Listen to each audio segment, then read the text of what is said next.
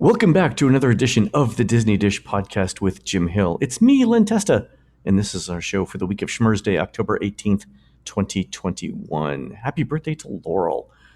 On the show today, news, listener questions, and in our main segment, Jim gives us part 3 of our inside look at how Walt Disney World was developed more than 50 years ago.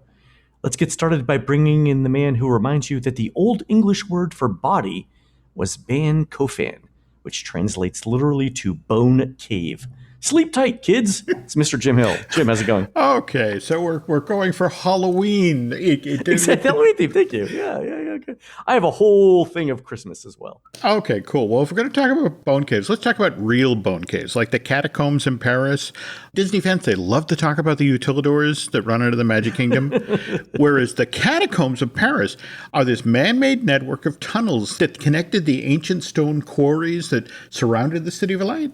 And Len, they were and still are constructed out of, no lie, the remains of no more than 6 million people. Wow. The Catacomb Project was instigated back in 1774, where on the heels of an extremely damp spring, there was this gruesome series of incidents in Paris where the basement walls of structures had been built right next door to cemeteries.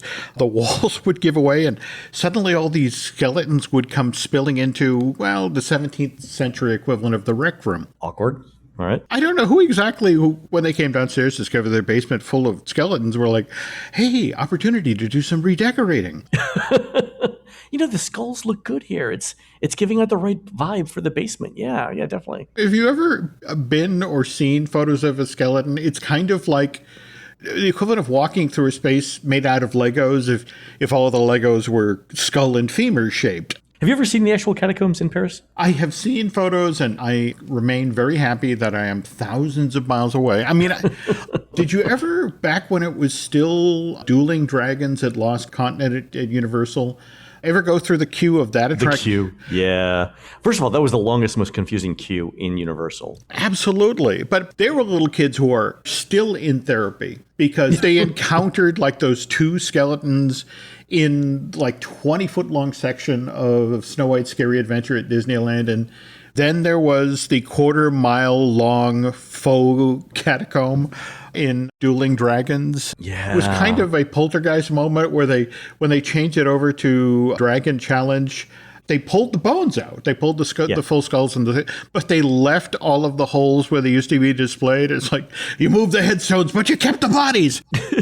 I wonder how many of those actually then wound up in the queue space, all of the skulls and the femurs for Skull Island, Reign of Kong. Oh, yeah. Did they fill in all of those holes, all of the little recesses and caves when they made Hagrid's Magical Creatures Motorbike Adventure? I'm going to have to look the next time I go. I haven't successfully made it on that ride yet. I'm kind of hoping this trip is the time. But anyway, yeah, Bone Cave. Nice little diversion there. That was good. It was cheerful. Happy Halloween, everyone. There we go. All right, Jim, let's do a quick shout out to subscribers over at disneydish.bandcamp.com. Thanks to new subscribers Naku Conan, Bill Kava, and Alan Tolley, and longtime subscribers Hoyle, Christopher Smith, and Bambool. Jim, these are the kind Walt Disney World visitors who are handing over 25-cent pieces every time a guest steps up at Frontierland Shooting Arcade, thereby keeping it free to play for everyone a little while longer. True story. Also, Jim, strange rash of laundromat robberies in Orlando. Complete coincidence. The two things have nothing to do with each other. I don't know how these things even pop into my head. You know how you get those things in your Twitter feed where it's the lengthy photo article? It was one of these real-life hack situations, and it was somebody who was so proud that they had found, I guess, either on eBay or they bought it through Amazon, the key that you used to open the coin depository at your local laundry. Really? Yes, you can buy those. So this could explain where all these quarters are coming from. I didn't even know that was possible, but now we know. There we go. All right, Jim, let's do the news. Folks, the Disney Dish News is brought to you by Storybook Destinations, trusted travel partner of the Disney Dish podcast. For a worry-free travel experience every time, book online at storybookdestinations.com. All right, Jim, some big news over the last week. Live entertainment returning to the Walt Disney World Resort. So in Animal Kingdom, we've got Cora Tinga Tinga and Chakranadi. At Epcot, we've got the Drummers at Japan. We've got Alberta Bound at Canada. And we've got Sergio, I believe the juggler? I Acrobat? think you are correct. Yeah. At Italy. Over at the studios, we've got Indiana Jones Epic Stunt Spectacular coming back in November. At the Magic Kingdom, we've got, and actually all around Walt Disney World, we've got character greetings coming back. They're going to be distanced, so no, Disney says no hugs or autographs just yet, but socially distant indoor character greetings coming back. Also, a pirate adventure, Treasure of the Seven Seas, has reopened in Adventureland. Our long national nightmare is over. Well, I think your next point here about the characters. There are some parents who are like, "Oh, cool, we get live entertainment," except Yeah, the characters will be good to bring back for a couple of reasons, and things like Indiana Jones, obviously, and a pirate's adventure. Bringing extra capacity to Hollywood studios, certainly, is fantastic. Indiana Jones is outdoors, so we've already got Beauty and the Beast back, right? So that's that. Yeah, we're getting there. I have to wonder, our pal who was doing the enjoyment index, was that the phrase he used about, how far we've come The comeback index. Comeback index. Matt, Yeah. doing the Disney comeback index. Yeah. As soon as that's back, I'm sure the number will blip back up. That's good. But adding an entire new entire returning attraction over Hollywood Studios will help boost capacity. I'm going to be excited to see how many times the Stunt Spectacular is running. What was the minimum number of times that ran a day? Was it 3? 2, 3? Yeah. I remember during its early years, there were the days it would run as many as 10 or 12 times. But again, that was when the studio only had 5 attractions as opposed to 7.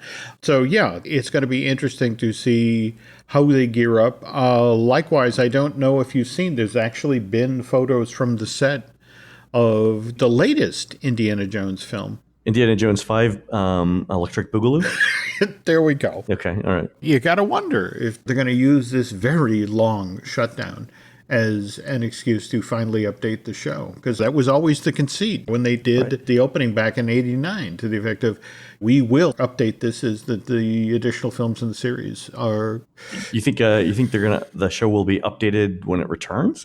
I would be surprised. I would honestly be surprised myself, but there is a rather large auditorium space, the arena space with some screens that perhaps as we're sitting there waiting for the show to begin, maybe we might actually get some footage from the upcoming film. Okay. Here's hoping anyway. Yeah. So. Yeah. Also, I note that some eagle-eye observers have spotted the Guardians of the Galaxy ride vehicles on their way to Epcot.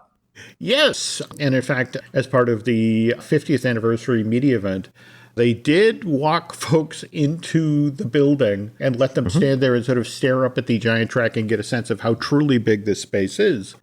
But conversely, James Gunn, the director of Guardians of the Galaxy 3 and the Guardians of the Galaxy Holiday Special and all of the ride and film elements for Cosmic Rewind, he just tweeted out earlier this week when he was welcoming Will Poulter to the cast of Guardians 3 that we begin production. We'll see in a few weeks. So the film elements of this attraction haven't even been shot yet. So got a ways to go. Yeah, that's it. And it still kind of concerns me that all of the talk of, that's going to be our big attraction open in 2022. It's like, really? Okay. So a person that got to see the inside of Guardians told me later that the track was farther along than they thought it would be. And the fact that certain track elements already existed implied, if you go back and look at the order in which roller coaster track is assembled, the things that they had seen had indicated that the track was either complete or very nearly so. Now, of course, that means there's show elements and visuals and things like that are all built up around the track, right? The track is but one part of the overall experience. But the fact that the track was done was moderately surprising to this person because they didn't think that the show was, or that the ride was that far along. It is a good sign that the storytelling coaster cars have been seen en route to the park. Because remember, the way WI works is it's 100 hours of continuous operation. Get the attraction and the ride vehicles all work safely before they even begin to hand this stuff up to ops. So we're a long ways away from that. Yeah, but the fact that they can actually get soon get a ride vehicle on what looks to be a completed track and just start cycling things, or just seeing beginning the shakedown process. That's encouraging. So that's good. Absolutely. A couple of other things in the news, Jim. Starting tomorrow, the 19th, Genie Plus and Lightning Lane begins in the parks. That's going to be super interesting to see. Oh, I know yes. that Disney's given some media people previews of these things, but tomorrow is the first big live test, right? Okay. I somehow pictured, the folks at Guest Relations going, could we get the really big bottle of the extra strength aspirin? I sense this is going to be a tough day. We'll see. We'll see what happens. We're going to be on site. Christina will be in the parks. We'll see what happens. Oh, cool. Also, it looks like Primeval World Demolition at Dinoland. Animal Kingdom is either mostly done or done. Jim, we should expect to hear something about this at, was it Destination D this year? Is that the event in November? That is the third weekend of November. It will be held at the Contemporary. And yeah, that is the scuttlebutt. That's the place where they will reveal what's coming, though. Been a lot of talk about a smallish coaster, so it'll be interesting to see what that coaster gets themed around. You think Animal Kingdom gets one announcement or two announcements? Right now, it very much depends on what the perception is from Disney management in regard to, well, how is the 50th anniversary going so far? What's the reaction been? How are the crowds? Do we need to throw another log on the fire, so to speak? At least from their side of the fence, they view the Walt Disney World Resort as still very much in recovery mode. We're slow walking back to what it was prior to March of 2020. So right. Also, in related news about closings, Universal's announced that Shrek 4D is closing. Yeah. What do you think is going? What's replacing that? We have, again, two paths here. Shrek closed at Universal Studios Hollywood 2015, 2016, and then came back as the DreamWorks Theater, which now is showing Kung Fu Panda: The Emperor's Quest.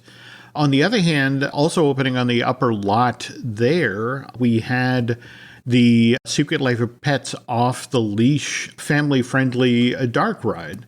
And Universal Creative seems to be very much investing in this whole neighborhoods idea. Oh, like Epcot did with its neighborhoods. That's it, exactly. And the thinking is that right across the street is the very popular Despicable Me Minion Mayhem, which of course is an Illuminations film. And what if across the way we put it in another property that's based on Illuminations? And the one that they've got developed and ready to roll is, of course, this Secret Life of Pets Off the Leash ride from Hollywood. But at the same time, if they're looking for a more affordable possibility, keeping a 4D movie attraction in place, they could just bring in the Kung Fu Panda Emperor's Quest. Oh, so you think they're just swapping out franchises but keeping the basic premise of the theater the same? It is honestly so hard to tell with the Universal parks, largely because Brian Roberts, the gentleman who's in charge of Comcast, loves theme parks. In fact, they followed Bob Chapek into the Goldman Sachs Communicopia conference last month. And they were talking about how they love the theme park business and they really want to heavily invest in their IPs. But from what I understand, Kung Fu Panda is being held back for Epic Universe. Okay. That might force the hand for Secret Life of Pets. I mean, again, it's a fairly fluid situation, and certainly what's encouraging is that I think our buddy BioReconstruct recently flew over the Epic Universe site, and they're back to work. So what's going into that park by the Orange County Convention Center is going to impact the options for Islands of Adventure and Universal Studios Florida. I was going to say, so at some point, Universal has to start making judgments about which films can support an attraction and which films can support a land, or to your point, a neighborhood, right? Yeah. And remember, one of the key conceits of Epic Universe was the whole notion of these lands will be built in such a way that they can be closed off from the rest of the park and then be made available for private corporate parties. Right. So that, in a weird way, also impacts the choices that are made, because it's like, I was hearing from a friend at Universal Creative to the effect of, we literally went to all of these groups who have previously booked corporate events at the Universal parks. And it's like, hey, where would you like to spend the night, with a party for your employees? Do you want to be in Frankenstein's Village? Do you want to be in the village from How to Train Your Dragon? Or do you want to spend the night drinking in the Ministry of Magic from Harry Potter? And that's actually informing some of the decisions they're going to make. Oh, sure. Yeah. That's super interesting. All right, so we'll see how that develops. So you think the once they decide what's going in where Shrek 4D is, that'll give us a clue about what's not going? There we go. There we go. Okay, fair enough. All right, we'll keep watching that then. Which is the bigger property? Which is the one the corporate groups want? Got it. All right, Jim, and while we're talking about films and film franchises, remember before I left, Scarlett Johansson was suing Disney for $30 million, which she thought was the amount of money that was the difference between a large theatrical release of Black Widow and the streaming/theatrical release that we got. So Scarlett Johansson wanted $30 million. We all remember Disney's response to that was basically, how dare you in the middle of COVID ask for money? How unseemly. I note, Jim, that although Scarlett Johansson asked for $30 million, Disney's tough negotiators settled for $40 million? Just a quick side story here to kind of give some folks on. I have a side story I can't repeat on the air, but go ahead. Okay. All right. Basically, you have to understand that Bob Chapek, this is the last week of September. Just prior to this, Disney had filed with Los Angeles Superior Court to the effect of, look, this is a contract we have with Ms. Johansson. We request arbitration. We want to take this out of the spotlight. And so Bob Chapek was thinking, okay, now it's done. We're going to be out of the spotlight and people will stop talking about this. By the way, Bob Chapek was not part of the negotiations, from what I understand. It was someone else. Oh, no, absolutely. Absolutely. Okay. But poor Bob Chapek is at the Goldman Sachs Communicopia thing in September, and the Scarlett Johansson situation gets referenced. Bob Chapek is doing the quarterly earnings call, and during the Q&A portion, the Scarlett Johansson situation comes up. He's down at Walt Disney World just trying to get the 50th anniversary outside of the door, but he does sit down with the Wall Street Journal, Forbes, and the like, and it comes up yet again. And supposedly what happened at this press event is Bob walked out of one too many interviews where the Scarlett Johansson situation came up, picked up the phone, called Burbank and said, settle. Just make this go away. It's not falling out of the news cycle the way I had been told it would fall out of the news cycle. And so the very same $10 million difference that you mentioned, supposedly that was an incentive to have Scarlett's team immediately issue a statement to the effect of, we are happy, we look forward to continuing working with Disney. And what's interesting is, I don't know if you saw the tandem release that came from Alan Bergman, the head of Disney Studios, where it talked up about how they are very much looking forward to working with Scarlett on the Tower of Terror movie. Yeah, that got picked up. Yeah. This was the $10 million for Hurt Feelings. Yes. But if you think about the $20 million that was supposedly given as a make good to Emma Stone, and also to get her on board for a Cruella sequel, but also not join Scarlett's lawsuit, the $20 million each that was supposedly given to Dwayne Johnson and Emily Blunt for also not joining her lawsuit, but also agreeing to do a Jungle Cruise sequel, and coupled with the $40 million that supposedly got handed to Scarlett Johansson, that's $100 million. And remember that supposedly the reason Chapek wanted to make this statement was about how we now live in a streaming universe and people are going to have to get used to different deals with Disney. We're not going to pay as much as we used to. And it's like, you had to pay. No, they're definitely not paying as much as they used to. They're paying more. No, that's it exactly. Technically, he was right. No, it's not directionally. Okay.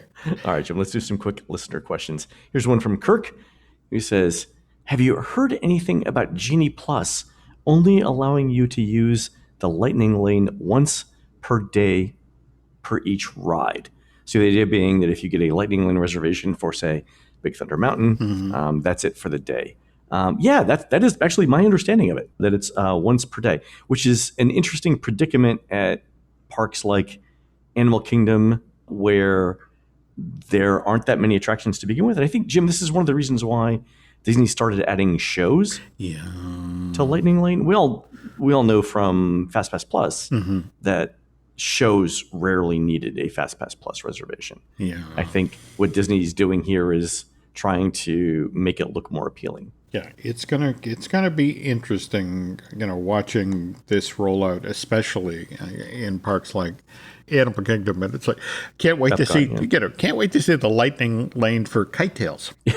which is getting a little cult following here for its adorable endings. Yeah. I have a friend who genuinely loves NASCAR. I want to stress this, but said, half the fun of going to a NASCAR thing is every so often they crash. And the thing of kite tails is they crash all the time. Yeah, it's unpredictable. And I think the unpredictable nature of the show is what is part of its appeal. It is earnestly presented by people who genuinely seem to like the craft of kite flying. So there's nothing wrong with it. It's just yeah, I mean, it's fun for what it is. Oh, no, absolutely. But at the same time, having seen the photos of the folks sitting in Flame Tree Barbecue with the giant Baloo face looming over their table, I have to admit, it's like, wow, where do I want to sit? No. I was scouting out locations last time I was over at Flame Tree. Like, where do I want to sit to watch this? Yes. This is all over. Fair enough. Also, one more thing. One last minute thing I hear Disney's working on is to restrict people from getting multiple Genie Plus reservations before the park opens. So the way it was presented was you could get your first Genie Plus reservation at 7 a.m. And then you can get one either when you redeem your first one or 2 hours after the issuance of your first Genie Plus reservation. And that's useful because let's say that your first Genie reservation is for Big Thunder Mountain at 4 p.m. Right? You don't want to have to go from 7 a.m. to 4 p.m. without another Genie Plus reservation. Doesn't make sense, right? You're not going to get enough use out of it to justify the cost. So the 2-hour rule allows you to stack multiple Genie Plus reservations. So the question was, I know all of our listeners here are always looking for ways to maximize what they get. So the question was, if Epcot opens at 11 and I can get my first Lightning Lane reservation at 7 a.m., could I get another one at 9 a.m. and another one at 11 a.m. as I'm walking into the park? And it turns out, apparently Disney hadn't thought of that particular loophole, but they're now working to close it. So my understanding is you can get one at 7 a.m. and then you can get one 2 hours later as long as the park is open, which means you can't do it at 9 a.m. if Epcot opens at 11. Okay. We are getting into that vacation spate that verges on algebra. Well, this is one of the reasons why we're not we're waiting a couple of weeks after Genie and Genie Plus launches to update the touring plan software because Disney's told us what the rules are. We don't believe that those will be the rules. There we go. Going forward, right? It's like we need to see this thing actually working and see exactly how it functions before we can do it. So if your Lightning Lane reservation is from 12 to 1, how late can you show up after 1 o'clock? I've heard everything from like 15 minutes to the rest of the day. Yeah. Don't know. We'll see. And that's seriously what the Disney World employees are being told. Yeah. They're kind of all over the map right now. So, no, you're wise to hold off for a couple of weeks till they figure out what's going on. So exactly. We'll see. Jim, here's an email from Ron, who was in the Magic Kingdom on October 1st and had some experience with the mobile ordering food issues that we talked about. Here's what Ron says. We ordered and walked over to our restaurant only to be held outside since it wasn't ready. After about 20 minutes, we went to another door, found a cast member and told them how long we'd been waiting, and they let us find a table. We sat next to some ladies who had told us they had waited almost 3 hours for their food. At that point, we were close to 30 minutes, so I went to find someone at the counter. Was directed to a manager and a chef at the very end of where I was standing. Manager said they were having technical issues and were filling orders manually. She took my order number and filled it, but while I was waiting, I noticed there was a lot of food sitting under the warmers and no guests at the counters to pick it up. I think that the issue was with the app not informing the guests that their food was ready because we got notified about 30 minutes later. And just as an aside here, Jim, this is what I think happened, that the notifications didn't go out about the food being ready. And then Ron finishes up by saying, I did witness the chef telling someone to dump all the food items in the trash since they had sat for too long. I read this and I was like, okay, that's great on the chef, for doing the right thing. And then my next question was, how long do fries sit until they go bad? Like, legit question. I mean, I guess they get soggy. Yeah. Could you refry them? There are those folks who love the double fried fries. I've heard that's the way to prepare them. Yeah. But in a weird sort of way, this is Disney's own quality standards getting in its own way. The notion of that's been sitting there for too long, we got to toss it. But at the same time, when you think about the Disney Harvest Program, how much of the food actually goes to food banks around the Orlando area? Geez, that's a tough call. I wouldn't have believed it until I saw it, but the idea of somebody receiving a pallet of Pizza Rizzo personal pizzas in pepperoni, let me say that 10 times fast, is an amazing, amazing site. It was, and they're relatively inexpensive. Like, did you know that you can buy those pizzas wholesale for $1 each? I did not. Wow. $1, Jim. Yeah. We're going to eat like kings. All right. When we come back, we're going to take a quick commercial break, folks. When we come back, Jim's going to give us part 3 of the early days of Walt Disney World. We'll be right back. The family that vacations together stays together. At least, that was the plan. Except now, the dastardly desk clerk is saying he can't confirm your connecting rooms. Wait, what? That's right, ma'am. You have rooms 201 and 709. No, we cannot be 5 floors away from our kids. The doors have double locks. They'll be fine. When you want connecting rooms confirmed before you arrive, it matters where you stay. Welcome to Hilton. I see your connecting rooms are already confirmed. Hilton, for this day. Every story you love, every invention that moves you, every idea you wished was yours, all began as nothing. Just a blank page with a blinking cursor, asking a simple question. What do you see? Great ideas start on Mac. Find out more on apple.com/Mac. Every Who down in Who Newville liked the holidays a ton. But where to get great prices on gifts, they had no idea. None. They searched and they searched for great gifts under $25. Gifts for spouses and friends and even their toddlers. When suddenly one Who shouted, Walmart has what you want, knowing they have Lego, Tree Hut, and low prices to flaunt. So they enjoy the holiday season as Who's often do. Cheering and shouting, Walmart has incredible gifts. Who knew? Find gifts they'll love under $25 at Walmart.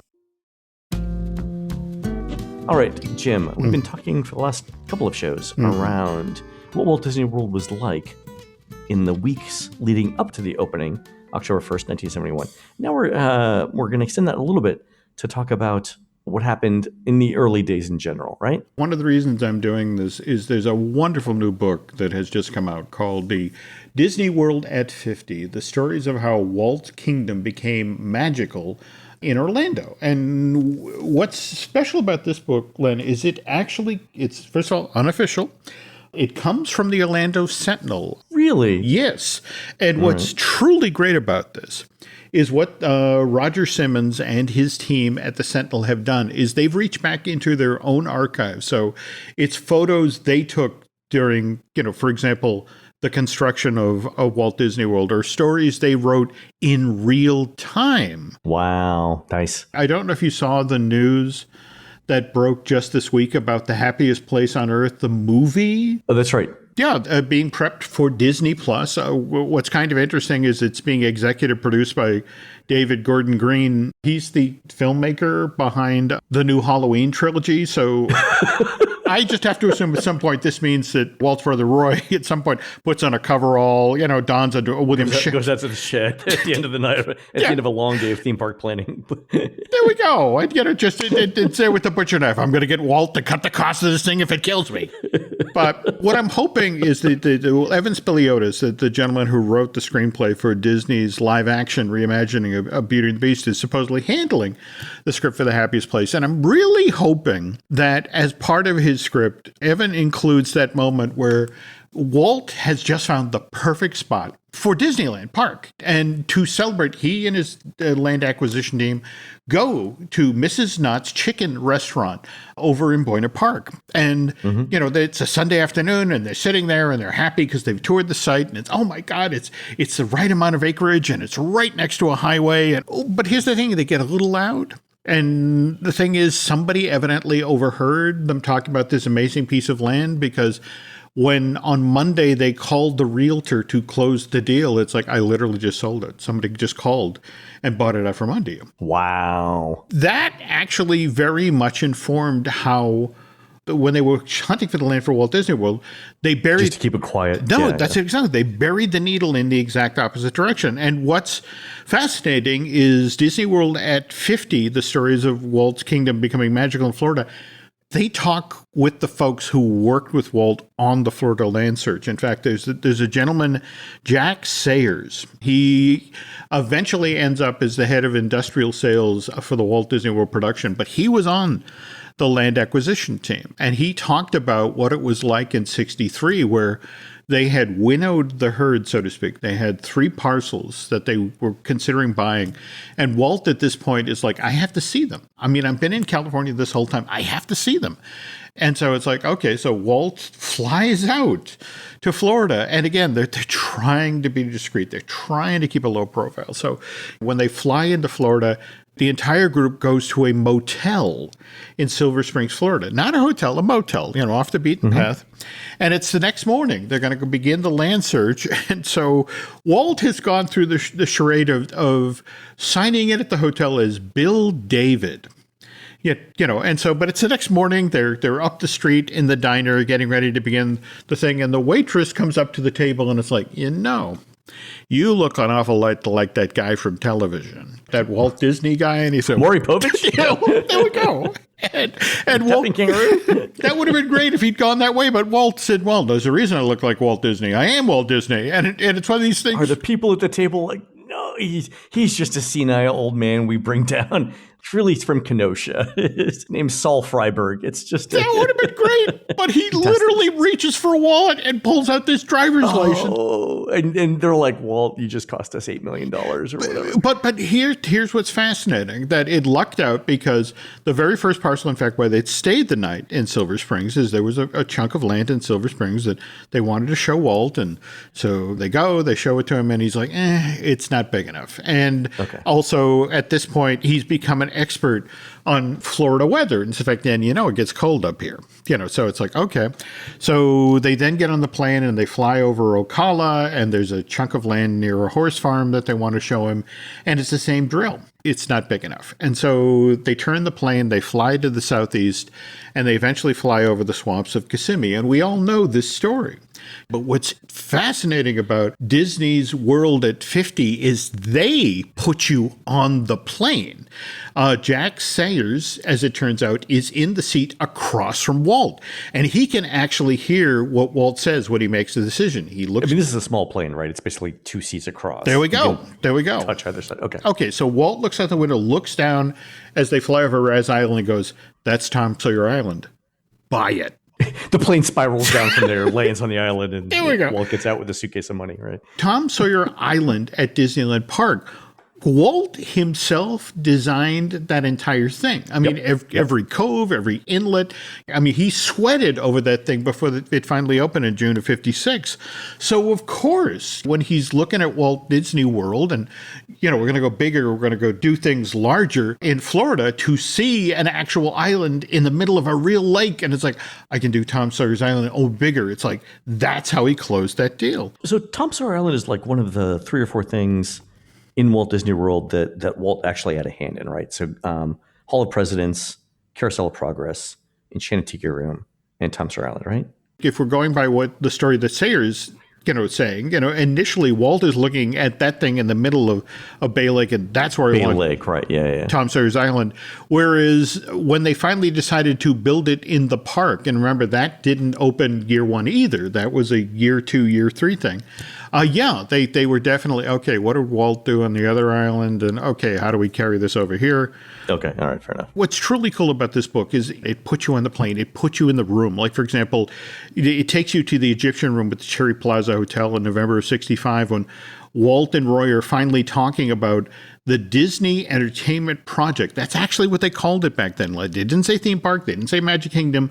It was the Disney Entertainment Project. What they said is what they were going to build out in the swamps would be fresh and unique, would cost over $100 million to build, and would feature 2 incorporated communities, the City of Tomorrow and the City of Yesterday. Even in February of 67, which, by the way, was the time that they announced, hey, I know Walt has been talking about Epcot this entire time, but, we're looking at, what we're going to do for phase 1 with the Vacation Kingdom, and Epcot, the city, is not part of that. Okay. Roy goes on to say that we think we need to build the theme park first because there's this great quote that he gives talking about how, the Epcot thing that Walt was just talking about, that's not phase one. We believe if we get 8 to 12 million customers here, it will then be a lot easier to attract industry, which in turn will be easier to fund the construction of Epcot, the city. Fair. Okay. Not a bad assumption. But what's amazing about this book is you get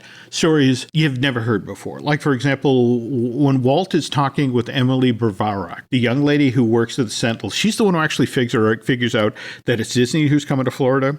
But Walt reveals to her that one of the reasons that it would be ideal to build something like this in Florida is that they're about to finish working on the expansion of Cape Canaveral into Cape Kennedy, which means there are going to be thousands of construction workers who are looking for the next project to roll onto. And so it's like, we're literally up the road. Yeah. Or an hour away. Yeah. And the other thing is it's Disney in the raw. This is not the heavily edited, massaged version of Disney history that you'll get from the corporation. This is Walt speaking directly to the Sentinel, them writing it down. Like, this is October of 66. We are 6 weeks out from when Walt passes away. But here he is talking about what Epcot the city is going to entail. And so it's like, in Epcot the city, there will be no slum areas because we won't let them develop. Oh, okay. Also, in Epcot the city, Epcot will have no landowners and therefore no voting control. People will rent houses rather than own them. And then in Epcot, there will be no retirees. Everyone must be employed. One of our requirements is that people who live in Epcot must help keep it alive. And well-known socialist Walt Disney on community planning. And it's just funny to see when you think about how big Florida's retirement community was at this moment, let alone, how big the villages are today. Oh yeah, the villages are huge. Yeah. Oh. Also, I did a podcast a couple weeks ago. It was on epidemiology, and someone mentioned that the villages in Florida has the highest per capita rate of STDs in the country. I'm like, yeah, that's exactly what I did. I was, shudder. Okay, how about that? I don't know if it's true or not, but this explains a lot of the ads you see during the 6:30 news. All right, so no landowners, right? No voting control, and then everyone has to be employed pitching in to keep Epcot running. I always thought that the C in Epcot was community. Apparently, Jim, it meant commune, and we didn't know it. There are so many of these weird little stories because, again, Roger Simmons and the crew at the Sentinel just went through all of the stories they did and pulled out these little things like, did you ever hear this before? And we're going to end on one of these. That here's Don Tatum, and this is February of 67. Talking about what they're potentially going to do with these 24,700 acres of land that Disney has acquired. Yeah. One of the ideas they're talking about, an African animal conservation attraction for the Reedy Creek. Don Tatum, who went on to become one of the high muckety-mucks at the Mouse House in the 80s, he talked about how he thinks Reedy Creek is a magnificent setting for animals to roam free in natural surroundings, and it may be used someday for that purpose. So again, this is 25 years before Joe Rohde even began pitching the company on Animal Kingdom? Yeah, he started pitching it in 92 and it opened in 98. So they're more than 30 years out. Yeah. Like, hey, we'd go well here? There we go. African animals. There we go. So where do you get this book? It's from the Orlando Sentinel website? Yes, you have to go there. I have to caution folks, it is $35 a copy, though I just got a message as Len and I were recording the show that something to the effect of, hey, you want your personalized version of this book? And it's like, you'll have to figure that out for your own, folks. But it's worth it alone for the photos that the Sentinel took over the early construction of the Magic Kingdom and the site prep. And Roger Simmons and his team did a wonderful, wonderful job. And I know so often people ask, well, where do you get the stories that Len and you do on the Disney edition? It's a lot of books like this. So if you want to do a little digging for yourself, grab yourself a copy of Disney World at 50. I'm actually going to order it as soon as we're done talking here. That's fantastic, Jim. Cool. All right, folks, that's going to do it for the Disney Dish show today. Please head on over to disneydish.bandcamp.com, where you'll find exclusive shows never before heard on iTunes, including 2 new shows on the history of Disney's Flying Saucer ride. On next week's show, Jim and I talk about history of the electrical water pageant at Walt Disney World. You can find more of Jim at jimhillmedia.com and more of me, Len, at touringplans.com. We're produced fabulously by Aaron Adams, who'll be judging the costume contest at the 2021 Long Branch Festival, beginning on Saturday, October 23rd, at the Whitechapel Projects in beautiful downtown Long Branch, New Jersey. While Aaron's doing that, please go onto iTunes and rate our show and tell us what you'd like to hear next. For Jim, this is Len. We'll see you on the next show.